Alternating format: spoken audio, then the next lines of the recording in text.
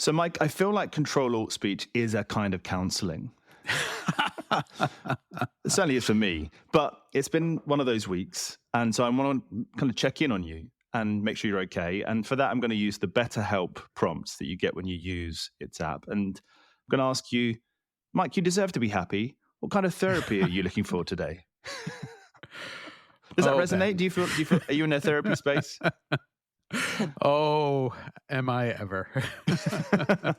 Yeah, I mean, I'm sort of tempted to say, is there kind of therapy that sort of puts me out for 4 years and lets me check in again later? But, I mean, more seriously, I think anything that gets me ready to fight, because I think there's going to be 2 to 4 to more years of having to fight for basic internet rights. And so that's where I'm at.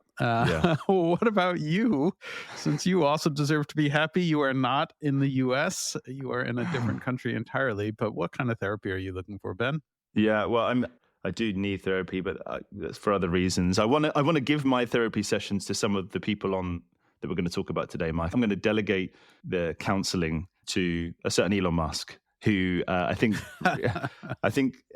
for all that he's done this week, probably does need to talk through some things. So yeah, let's get on with it and talk through today's stories.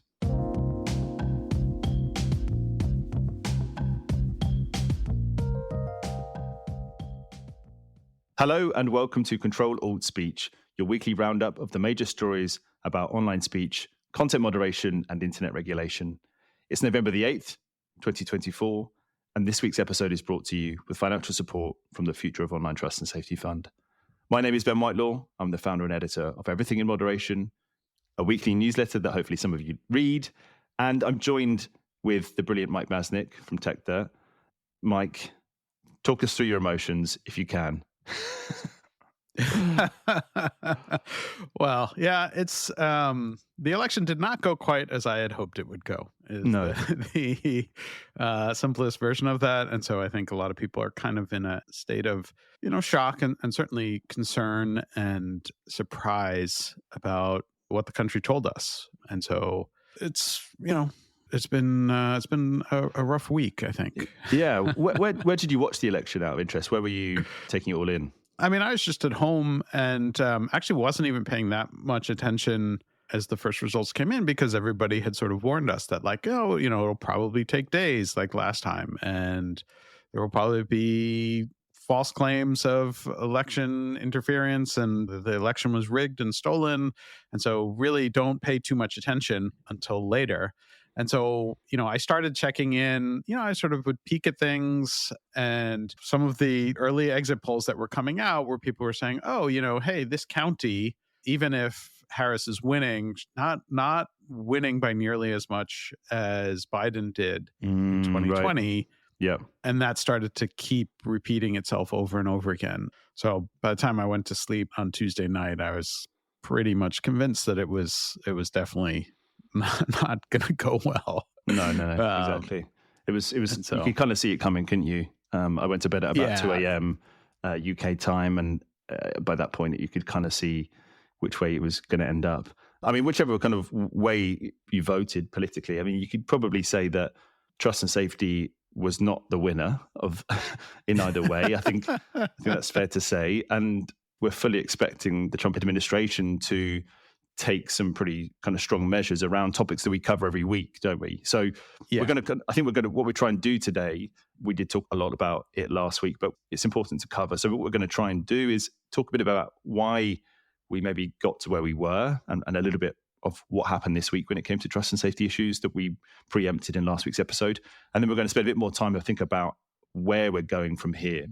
And then we're going to sprinkle in a few other stories from around the world because, hey, there are trust and safety issues that exist outside of the United States. So it's really important for us on the podcast to make sure that we cover that breadth, right?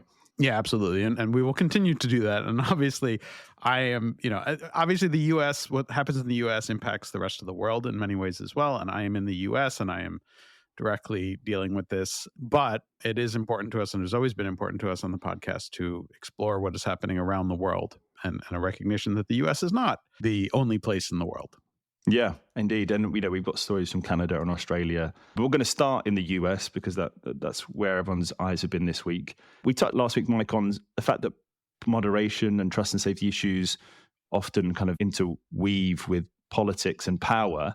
And, you can't really get more of an indication than that than the US election results this week. And we both read a kind of a wide range of stories, but in looking at the issues that played out and how the election played out, from everything you've read this week, what has been your sense of how we got to a Donald Trump administration? Yeah. So this is kind of interesting because obviously, as you mentioned, we spent a lot of time last week talking about misinformation and lies and how they were spreading on social media. And I've seen some people talking this week about the information ecosystem and this idea that Elon Musk taking over Twitter kind of led to this result. And I don't think the evidence actually supports that in any meaningful way. And I know that some people are going to disagree with me, and I am not a political scientist, but from what I've seen, I actually think the story of this election has so little to do with the internet and trust and safety and disinformation compared to what everyone was expecting. The story that I've seen that makes the most sense, and I may be biased and this may be just cognitive dissonance at work or whatever, trying to explain what has happened. But the strongest story that seems to have come across is just inflation sucked and it was bad around the world. And there was a rejection of incumbency around the world, no matter which left or right or wherever on the political spectrum different parties lie within different countries. It was just rejection of the status quo. And almost entirely, when you get down to what it was because of the price of groceries. That's not to say that there wasn't other stuff mixed in and that there is like something about this election that told us about America and racism and bigotry and hatred, which I think is all there and is a portion of it. But we're seeing around the world this rejection of incumbency. Obviously, in the UK, you guys had a big rejection of the conservatives that were in power for a long time. In France, there's been a pushback. And even in India, it wasn't a complete rejection of Modi, but it was pretty big, clear intent that the Indian populace is not happy with Modi. So just almost everywhere where we're seeing elections occur, we're seeing people say, we don't really like the status quo. And when you dig into the data, a lot of it seems to just come down to inflation and, the price that they see at the grocery store. And that is the interpretation that they have of the economy. And that's, there's a part of me that actually wonders if really what it is that most people, the average voter, tunes out of all of the specifics and nitty gritty. And because there's so much information flowing, it's not that they're swayed by particular disinformation. It's that there's just so much going on that most of them are not paying attention to any of it. And it just comes down to the simple thing of, gas prices are much higher and the price of what I'm paying for at the grocery store is much higher. And so we don't like these guys. So that does seem to be what the general consensus is among analysts and media, Mike, is that it just didn't have the kind of role that we thought it would do, particularly when we were discussing it last week. So what are the kind of major, how do we diagnose it then if we're, from a trust and safety perspective, if all of the things we thought that would happen actually didn't come to pass at all? There wasn't this big generative AI surge. There wasn't the disinformation that we thought would happen. We didn't see, I guess, many really egregious, and maybe our definition of egregious has changed over the past few years. We didn't see any like significant stories in their own right of platform manipulation in any way. Were we just we were looking in the wrong direction? Are you and I, should you and I be even doing this job? No, I mean, I don't think, so there were definitely attempts, right? And so there were certainly, and we'd spoken a little bit about, Russian attempts at disinformation and, and there was a New York Times article about how, Russia was even more brazen and sort of admitted that they were engaged in all these disinformation attempts. I think, though, there's sort of two lessons that I would have as takeaways is that the specific idea, and I've argued this in the past, so this might be just me confirming my prior beliefs, and then I'll get to a second belief. But that the idea that people are sort of easily misled or led along by disinformation online is something I've always been a little bit skeptical about. And there is some element of that that definitely happens. On the margins, people are definitely influenced by their information environment. And there are people who are sort of, wallow in that and are completely convinced by it. But a lot of it still comes back to just sort of confirmation bias, and people sort of go into the worlds that they want to inhabit. And the internet has built up this ecosystem that allows them to do that. And so it's not even so much like disinformation leading people astray, but it's disinformation just reinforcing people's prior beliefs. And I'm saying this in an admission that this is partly me reinforcing my own prior beliefs. So that leads me to the second sort of larger takeaway, which is we need to rethink the information ecosystem. And I think lots of people are thinking about this, but I think they're thinking about it in the wrong way. And that scares me a little bit, because I think a lot of people are looking at this as in Elon Musk and all the disinformation and lies that were spread on X had an impact here, which I don't think they did. And therefore, people are going to say, well, we have to do something to stop that. And I don't think that makes a difference if the people who were doing that were really just looking for the confirmation bias. And so what it's saying to me is like, we need to just rethink the way that people educate themselves and get information in general. I go back to all the time, and I know it's a frustrating response, but it's something that I do think is important. It's just sort of general media literacy. The other part of this is that, like, when it comes to this idea that, like, oh, people are just unhappy because of inflation, or they just don't feel like the country is going in the right direction, part of that is there's just like an education gap where people don't understand, one, like how the president impacts the economy, what different policies are doing, right? I mean, if you spent the time and you looked at it in the US, the whole world faced inflation, sort of a reaction to the COVID-19 pandemic and sort of how that was handled. The US handled the inflation way better than most of the rest of the world. And this is like the stunning thing, whereas like inflation was less bad in the US than elsewhere. We came out of it without actually going into a technical recession. But like the average person who is not going to wade into all of that and doesn't understand like less bad than elsewhere, that doesn't matter to them. It's still bad. Yeah. But also people just don't understand like, why did that occur? And then the sort of ridiculous part is like, there are all these democratic programs like the Inflation Reduction Act and the other sort of like CHIPS Act and all this investment, which because the Biden administration was sort of very careful in how they laid things out and didn't want to deal with like waste, fraud, and abuse, all of like the benefits of these programs really start to roll out next year, just in time for the Trump administration to take credit for them. Okay. Even as like all the Republicans voted against them and talked about how awful they were going to be. And so they're definitely going to take credit for all the benefits as they come into effect. Yeah. Which, sucks for a whole bunch of reasons. And so, there is this element of like, people need to be better educated on this stuff and thinking through like, how do we do that? And there is some sense of like a clear rejection on the mainstream media is not informing the public well anymore. And there is a sense that certainly a lot of people feel that. Yeah. And so my feeling is that it looks like a lot of people just tuned out entirely and didn't want to get at the details. And we need to think about how do we better educate the public? And people are unfortunately moving towards sort of like simplistic sloganeering towards complex problems. And so you have someone like a Joe Rogan, right, who reaches millions of people through his podcast, who doesn't understand complexity, like even remotely, and is very quick to jump to very simplistic solutions. And so I don't know how we do. I mean, obviously, like this is something that I spend a lot of time on, and you and I talk about this, where it's like we're trying to talk through the nuances and complexities of really, really complex things where there aren't simple solutions to them. But I know that that's not like there's no like mainstream interest in like, gee, there's no easy answer.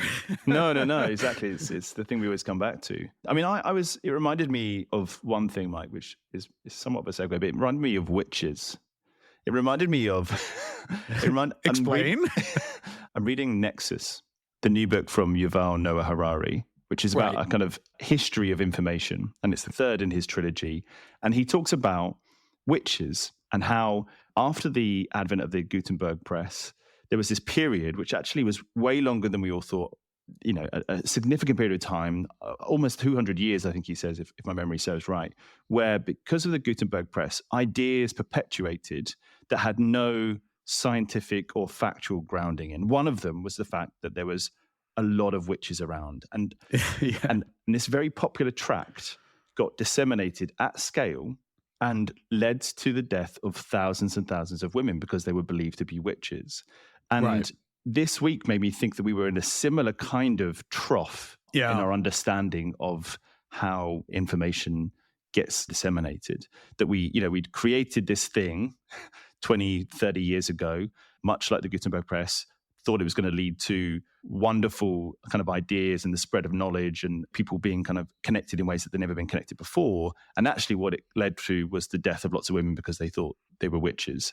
And I think you're right. I think we're kind of, it doesn't feel like it on the day-to-day basis, but it feels like we're in that period of unknowing to some extent. And I don't know how we get to the place where we know more than we do, but I think it's going to take a long time. And I'm not sure how much a Trump administration is going to help towards that, but we're just there, and we're going to have to deal with it.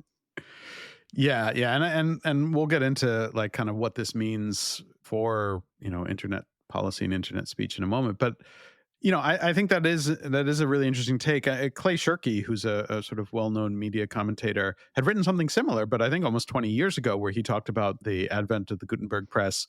And his argument was that it took a century of pure upheaval. And in the modern day, we sort of think of it as like, okay, there was, before the Gutenberg press, where people didn't have access to information, it was closely hoarded. Then we had the Gutenberg press.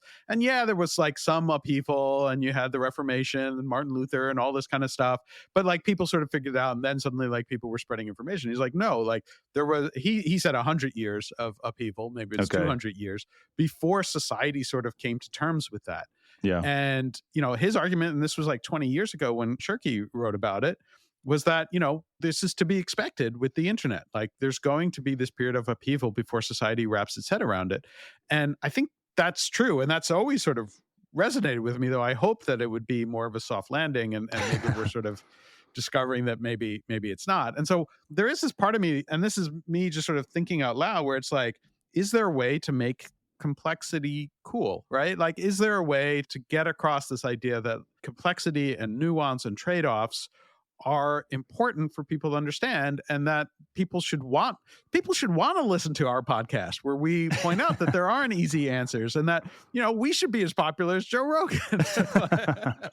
I know, and and moderation, actually, moderation in the kind of political sense, in the sense of balance and evenness. And you're right that there's nothing that necessarily attracts people to that as a concept, and that is certainly not something that the platforms prioritize and value within the algorithms that they, users use to consume content. So I think you're right. I think there's something in that. I mean, we should look ahead, Mike, seeing as we're starting to think about that, and talk a bit about what a Trump administration could or might mean for internet safety, internet policy at large. From what you've read this week, what are the kind of standout themes or potential narratives that we're going to see and end up talking about in the podcast over the coming months and years? Yeah, not too much good. Damn it. I was really hoping for something nice to look forward to. I mean, we'll see, because it's a little tough to tell what is reality and what was sort of bluster. Obviously, there's Project 2025, which Trump has denied that was going to be his platform, though we already see, I mean, it's really Trump trolls online saying like, okay, can we now admit that, yes, of course, Project 2025 was our plan all along? Yeah. We'll see what actually comes into play. There's a question. Just on that, Mike, what's in there related to kind of internet policy specifically? Because I'm familiar with some parts of it, but you probably know more than I do. Yeah, so there are a few different parts that having to do with internet policy. A whole section of it was written by Brendan Carr, which I think broke the law. He's not supposed to write that. Well, he is an FCC commissioner, and he is. Most people expect that he will become the chair, that Trump will appoint him as the chair. He's been kissing up to Trump for years. So he wrote a whole policy. He is very much against Section 230. He thinks incorrectly, though, what is incorrect and what is correct now no longer matters.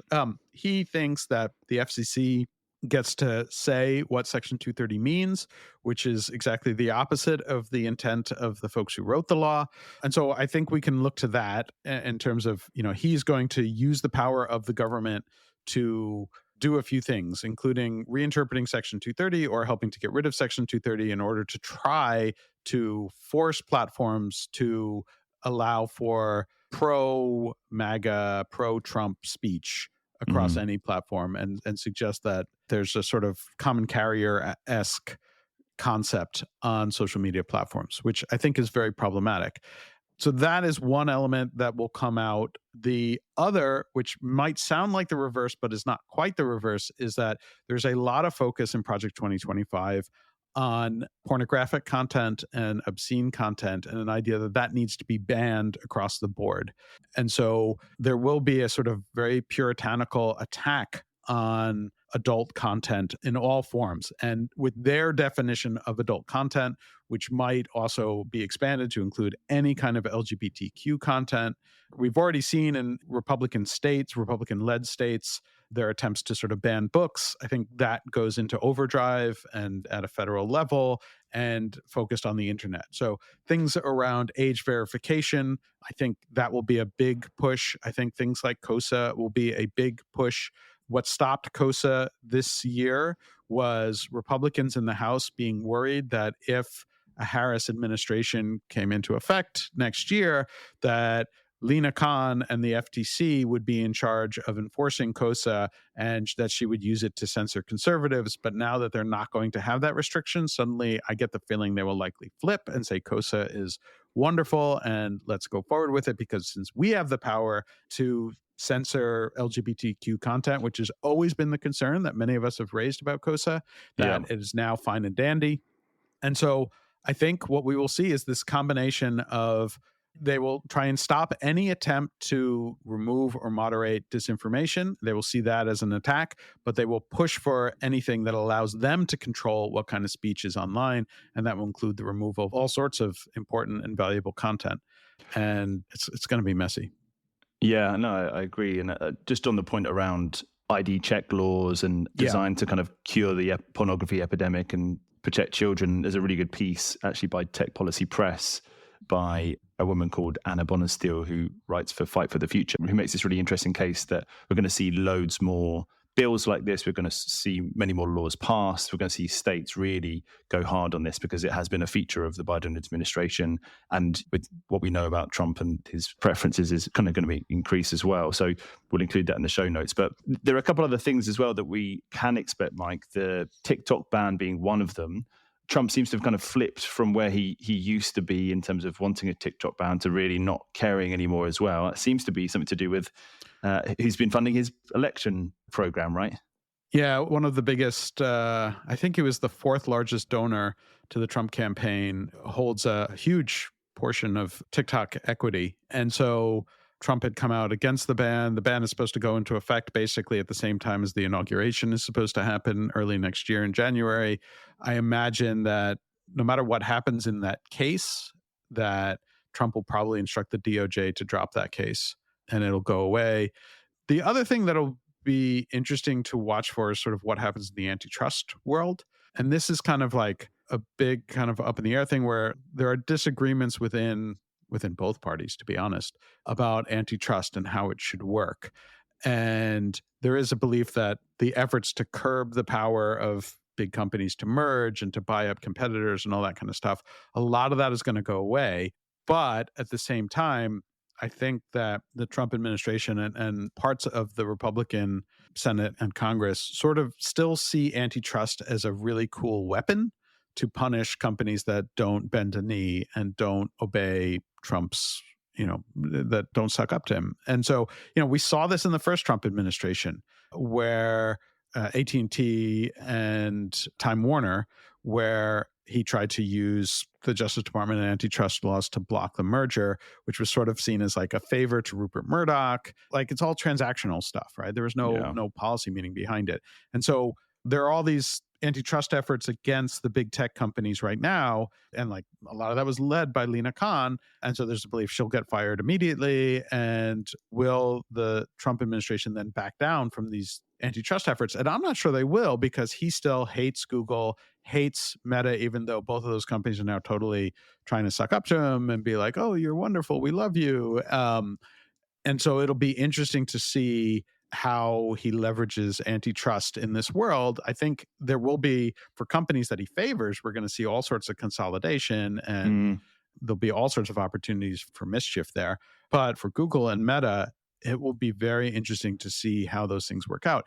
The first Google antitrust case, which, has gone against Google, but it's still a long way. They're still in the remedy stage now, and then we still have to work through all the appeals. It'll be years. That one was actually the one that was brought under the original Trump administration, where his Justice Department rushed out an antitrust case in the waning days of 2020 because he decided that was going to be one of his big moves in trying to get reelected in 2020. So they brought this really weak case, which the Justice Department actually improved under the Biden administration and made it stronger. I still thought it was a weak case. I was a little surprised with how that one came out. There are other cases that are ongoing, but they're still very early, that I think are actually much stronger. But I don't know, it's not about the strength or weaknesses of the cases anymore. It's about whether or not Trump wants to punish a company or not. And so I think that will have a pretty big impact on a bunch of things. So a lot of this is really kind of up in the air. Yeah. Okay. So in summary, not sure where the antitrust winds will blow. Maybe there'll be a TikTok ban. Almost certainly there'll be some online ID laws. Who knows about the rest? Yeah. And it is important to note that on the online ID laws and everything, there is a case at the Supreme Court right now, and that will matter. And there will be oral arguments for that in January. And there's a decent possibility that even with the Supreme Court, that they would actually reject the online ID laws.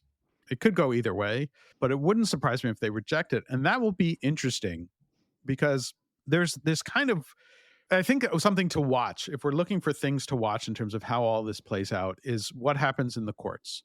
Mm-hmm. Because the way a lot of this has gone down is that the people who have been supporting the sort of Trump view on free speech, which is, laughable. He has no view on free speech other than my speech is good and my supporters' speech is good and everybody else's speech is bad. Judges that have been trying to that were appointed by Trump and were sort of trying to play the role of being very Trumpist, were willing to completely ignore a century's worth of First Amendment precedent. The key case that I'm thinking of is in the Fifth Circuit about Texas's social media law, the net choice case, where Andy Oldham, who wrote the ruling in that case, he just came out with another ruling this week. We don't need to talk about it in that case. That case is continuing. But he basically rejected 100 years worth of First Amendment precedent, which historically was not Republican conservative judges were very supportive of that sort of very broad First Amendment protections. And so the real question is how much of that lives through, how much of people who were trained on the First Amendment in that tradition remember that and say these principles about the First Amendment are more important than the principles of helping whoever Trump wants to help.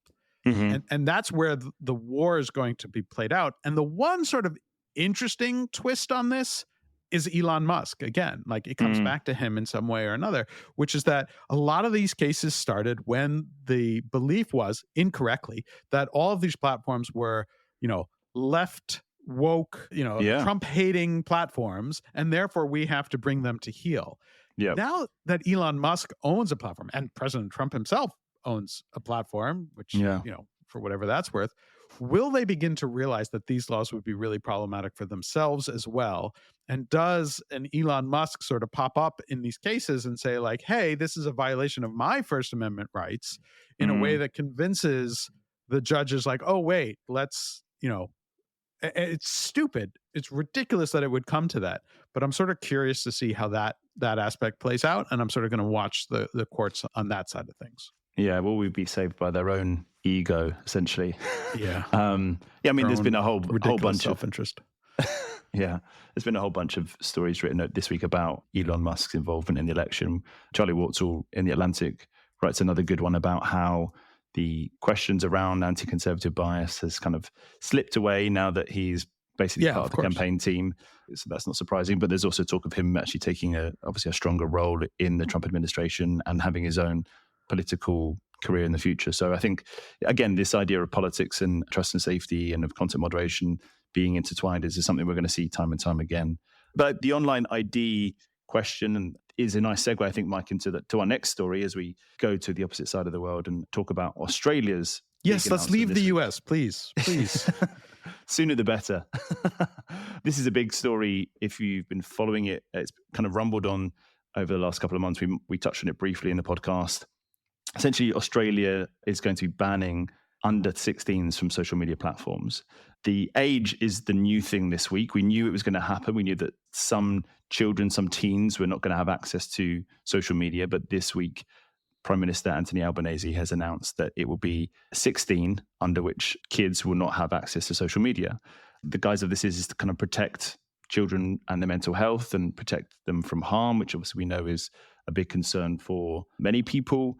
And what's basically going to occur is that a number of platforms, under a very broad definition, which I'm sure we'll get into, Mike, are going to have to put protections so that basically kids under 16 will not have access. And those who currently have access will be essentially kicked off the platforms.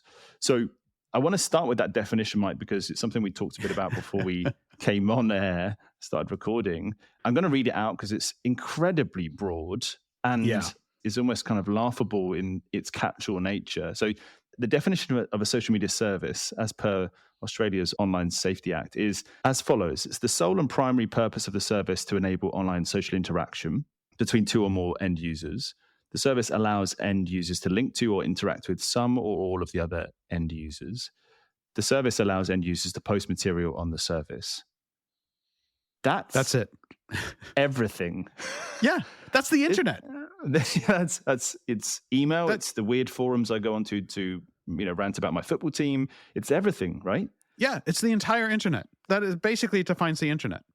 And so what does this mean in practice as the kind of Australian government try to roll this out, do you think? Because one of the criticisms has been that there's no thought really about the kind of implementation of this. It's been rushed out for political reasons again, and there hasn't been much thought or guidance as to how platforms do this. How are they meant to deal with something like this? Like so much internet policy, it's just disconnected from reality. Yeah. It's like, yes, there are reasons to be concerned about the way that kids use the internet and all this stuff. But kids use the internet to communicate with grandparents, to communicate with friends. There's all of these things. And all of that is effectively banned here. Yeah. Text messaging is banned. Like you can't use FaceTime under this. Right. It would fall under the law. Any kind of WhatsApp signal, any kind of like two-way messaging would appear to be banned for those under 16. Yeah. YouTube would be banned. And there are concerns about there's bad content on YouTube, but for most kids today, YouTube is TV. It's how they consume content. They're not using it mostly as like a two-way medium, but they're using it to consume content that is coming to them. And there's lots of really good content on there, frankly, for kids and educational content, and that would be banned. There's all of these things in here that, and I've talked before about like the failure of like, this is not the way that you handle these things for a variety of reasons. Kids should be taught how to use technology properly. Yeah. And instead, this is saying like, you can't touch this at all. And then suddenly at age 16, we're suddenly going to let kids loose on this without any real training or practice or understanding of how it works, and not expect that to be a complete and total disaster. Yeah. I understand that like, you don't want to let young kids alone onto these services without understanding how they work, but this bans them entirely. Like, teach them how to use it properly. Teach them what the risks are. It's the same thing that we had, the harms versus risks story that we had a few weeks ago about, you take people out, you teach them how to cross the street, And this is the opposite. This is saying, kids can't cross the street until they're 16. Yeah. It's like, you're stuck on one side of the road forever. Yeah, it's not how the world works. And so I feel like Australia does this, unfortunately, frequently, where they pass these laws without any real recognition of reality, and they sort of build this fantasy world where, oh, well, there are some challenges and therefore we're just going to completely wipe it out. It's, again, like, to go back to a theme that is coming through a little bit on this podcast, it's a simplistic solution to a complex problem with lots of trade-offs, without a willingness from the government to actually look at the complexity and how do we balance these things. Yeah, for sure. And, I guess there's a philosophical question about how much harm do you allow children to be confronted with on the internet. But there's also the kind of details of how they're trying to implement this. And there really is very little details about it. So the government aren't specifying a technical method for platforms to check a user's age. There's lots of age assurance technology and age verification technology out there, which has kind of like differing views, and we don't need to get into that now. But if you're a government essentially with a kind of policy that's presumably trying to win a lot of votes, trying to keep kids safe and appease parents, then it's odd that they haven't gone to the length of specifying that. Yeah, and in fact, the Australian government last year did a report on age verification and age assurance stuff that said none of these technologies work. And yet they then come forth with this proposal. And it's just like mind-blowing, where they know, because they had like a actually good report that looked at all the different technologies and said they're like dangerous for privacy. There's no good technology that actually does age verification well. And yet then they come out with this policy. And it's just like, how can those two things happen in the same government? And I don't know. No, it's true. I mean, one thing before we move on is this question of, okay, what are the better ways of verifying age or ensuring that people of a certain age don't use certain services? And I come back to this idea of, verifying at the App Store level, which a few people have talked about in the last year or so. Yoel Roth, who's appeared on the podcast before, has talked about this and written about this. Do you feel that's a kind of better way forward in terms of achieving some of these goals, which obviously Australia are trying to do? Yeah, I mean, as a tool, it's not it's not the worst one. There are limitations. That's praise from you, Mike, I've got to say. Yeah, that's true. There are worse ways of doing it, but it's not great either for a variety of reasons. One, not everybody uses these apps through their phones. Like, people do have computers, and the app stores don't apply in those scenarios. Also, and this is an admission, like literally this week, I helped one of my kids lie about their age in order to get access to certain services. And, but part of that was actually having a conversation with the kid saying, like, I understand you want access to this feature, and at your age, you are not allowed to have access to that feature. Let's talk through what else this is giving you access to and how we're going to handle it. And that's the point that I actually do think is important, is like learning how to talk to kids and train them into how they handle things, and not just how to handle problematic things, but to recognize, like, you might come across stuff that is problematic.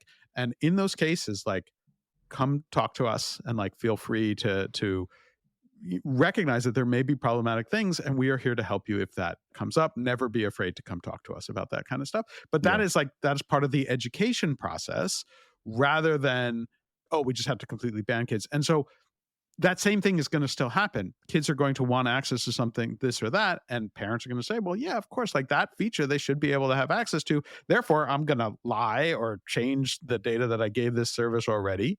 And so just this idea of focusing it on like the age specific part of it it's not a realistic solution. No, there's a lot of detail to be fleshed out for sure. And I'm going to be really interested to see how this plays out. There's a lot to be desired, I think, about the way that this has been conceived. I guess the only plus side for the platforms is it's not due to happen for at least a year, even if the kind of law gets passed in the next couple of weeks. So we'll definitely update listeners on this as we go in the next couple of weeks. Yeah. Right then. So our other kind of major story we wanted to talk about this week, Mike, was from a country not too far away from the United States, Canada, which has taken its own kind of strange approach to the question of foreign interference and the question of TikTok. Yes. Tell us more. Yeah, so this is a weird one where Canada is effectively kicking ByteDance and TikTok out of the country, but not in the way that you might think. A halfway house. They have just said that the company cannot operate as a company in Canada in terms of having offices. They cannot have employees in Canada because they see that as a national security threat, but the app can still function. Weird. So everyone can still use TikTok in Canada, but there can't be TikTok employees in Canada. So the theory is that having kind of, is it it's not Chinese nationals working for TikTok? It's anybody. No idea, because this makes no sense. Like, unless the concern is that the employees of the company are like there for some sort of espionage, national security thing, I don't understand how the concern would be more about the employees than the app itself. Like everywhere else that we hear concerns, it's always about the app itself. And in fact, like if you want to have more say in how the app operates, you would think you would probably want a local version of the company. And in fact, in other cases and in other countries, we have all these laws that force you to have local representation. Yeah. For that very reason, you know, I often make fun of those as sort of the hostage laws, right? Yeah. And here, Canada's going in the other direction entirely, but allowing the app to operate, it makes no sense. I mean, I think the theme of this podcast this week, this episode, is like, none of this makes sense. The world has gone crazy. And I can't fathom the rationale for this. It's like the app can still go, but people can't work here. And so then you have less control over it. And if there are national security concerns about how the app works, like you have less say in that. There's nothing else that you can do.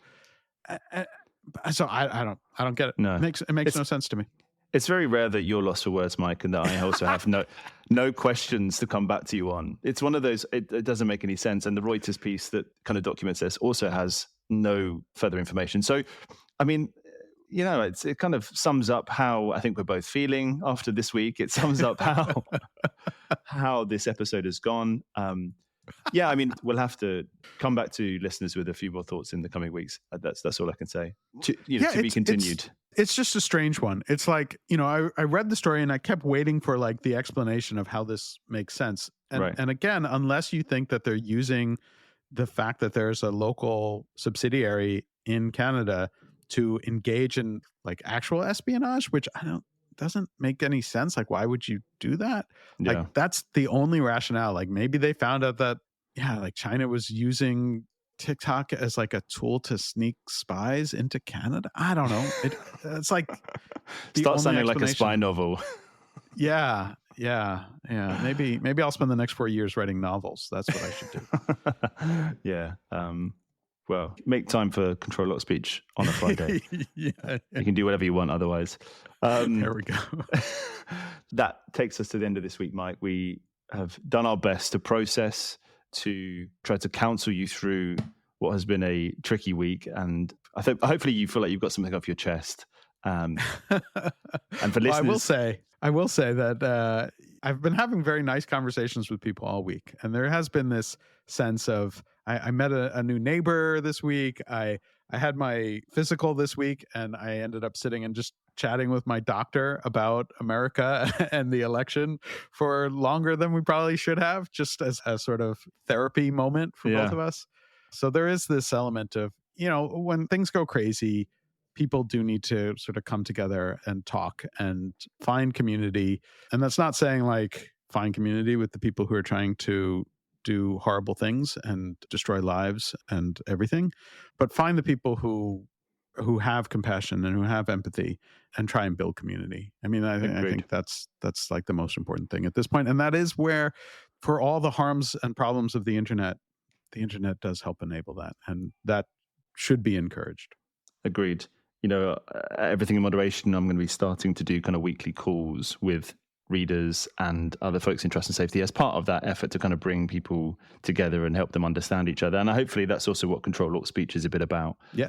It's about, you know, trying to bring some of these issues to light, to listen to a wide range of folks who think about these things on a regular basis.